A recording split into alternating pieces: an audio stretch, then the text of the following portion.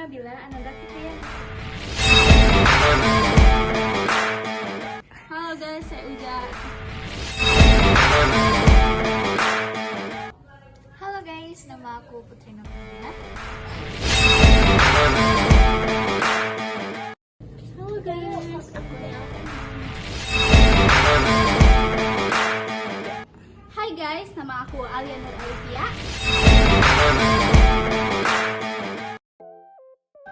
Oke guys, di sini aku akan menjelaskan tentang pasar oligopoli.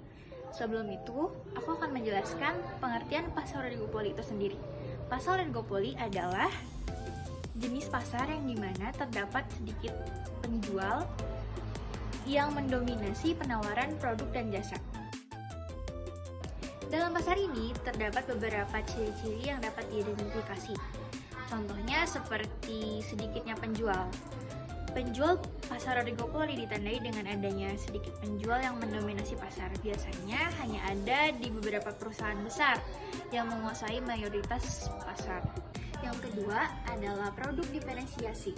Perusahaan dalam pasar oligopoli cenderung memproduksi produk yang memiliki perbedaan atau keunikan dari pasar yang lainnya. Untuk membedakan mereka dari pesaing yang lain, hal ini bertujuan untuk menarik para minat pelanggan dan mempertahankan pasar oligopoli. Yang ketiga adalah saling bergantung. Para penjual dalam pasar oligopoli saling bergantung satu sama lain. Oleh karena itu, perusahaan cenderung memperhatikan tindakan pesaing dan meresponnya. Dan yang keempat, hambatan masuk yang tinggi. Pasar oligopoli cenderung memiliki hambatan masuk yang tinggi. Hal ini disebabkan oleh dominasi perusahaan-perusahaan besar yang sudah mapan dan sulit untuk ditandingi oleh pesaing baru.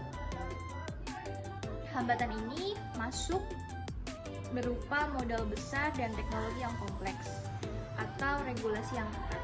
Dan yang terakhir, interaksi yang intens. Para penjual dalam pasar oligopoli sering berinteraksi secara intensif, baik melalui persaingan harga, promosi, maupun produk.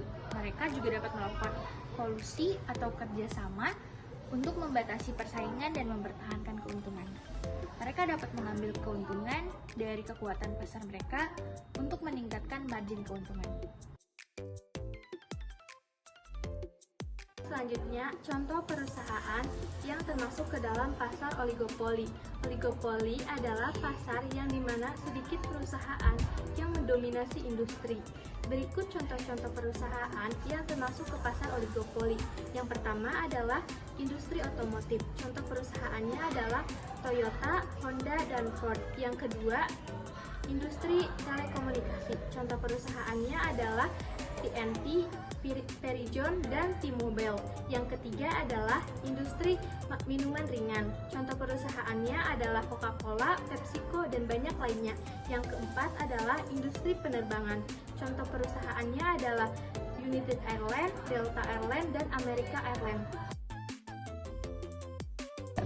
Faktor penghambat oligopoli ada 4. Yang pertama, hambatan ekonomi. Salah satu faktor penghambatnya ialah biaya masuk yang tinggi. Perusahaan yang ingin memasuki pasar oligopoli harus menghadapi biaya yang tinggi untuk membangun infrastruktur, melakukan riset dan pembangunan serta memasarkan produk di pasar. Yang kedua, hambatan hukum. Beberapa pasar oligopoli memiliki regulasi yang ketat yang mengatur masuknya perusahaan baru. Regulasi ini dapat mencakup persyaratan lisensi, izin, atau persyaratan kepatuhan lainnya. Yang ketiga, hambatan teknologi. Perusahaan yang ada di pasar oligopoli memiliki keunggulan teknologi yang sulit untuk ditiru oleh perusahaan baru. Ini dapat menjadi hambatan bagi perusahaan baru yang ingin memasuki pasar dan bersaing dengan perusahaan yang sudah lama. Yang keempat, hambatan merek.